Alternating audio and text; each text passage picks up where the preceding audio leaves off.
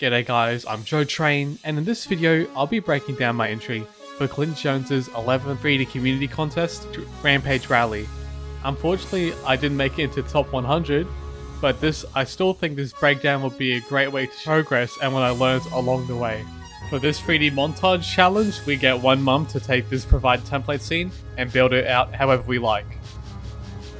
So my idea is inspired by Back to the Future 3. This time traveling train launches off a ramp in the Wild West, jumps through lightning midair, and lands in a neon lit city at night. I built up the environment now with tracks, trees, a water tower, and the canyon. I accidentally left out the skybox in the render, which gave everything a purple tint. Now rendered with the skybox added, I've animated the rotating parts on the train and made some tweaks to improve the landing as well. Here's a shot where the train time travels into the future, arriving in a neon lit city, being Times Square. Here's a quick render I did of the train moving through the city. The smoke particles still need some fixing since they're a bit scuffed. I added smoke particles to the train and refined them, adjusted the lighting to make it feel more like the evening / a sunset. I've added improvements to the train hitting the ground, including dust, dirt, and spark effects. I've added wings that fold out and made the wheels rotate 90 degrees to face the ground, just like in the movie.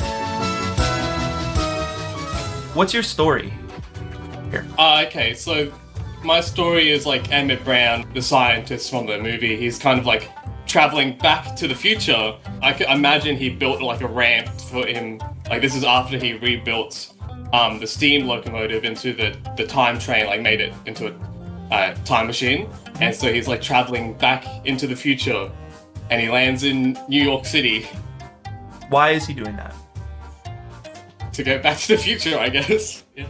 That's what I can tell you. If you can answer the question, why is it happening? Yeah.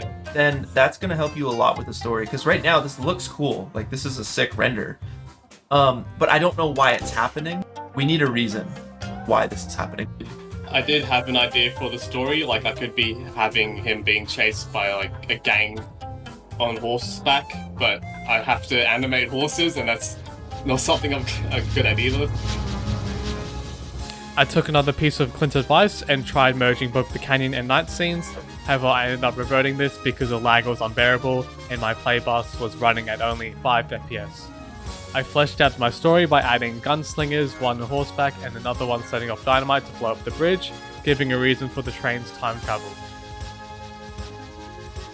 I added a sunset image with clouds over the HDRI for the sky background, along with a lens flare.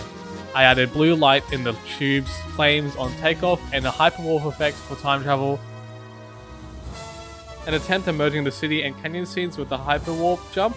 The lighting isn't perfect yet, but it gives a good idea of the transition. I focused on the night scene by adding more building lights, introducing lens flare, placing extra vehicles and background lights, and boosting the contrast for a stronger overall look. Updated the hyperwalk effect so it appears more suddenly, and increased the speed of the blue lights on the side of the train.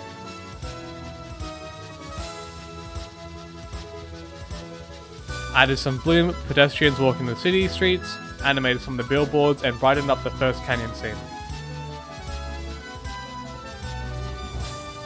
And here's the final render. And that was after 20 days of work. So thank you for watching. Your likes, comments, and subscriptions will be greatly appreciated. And yes, I did 3D model the train as well.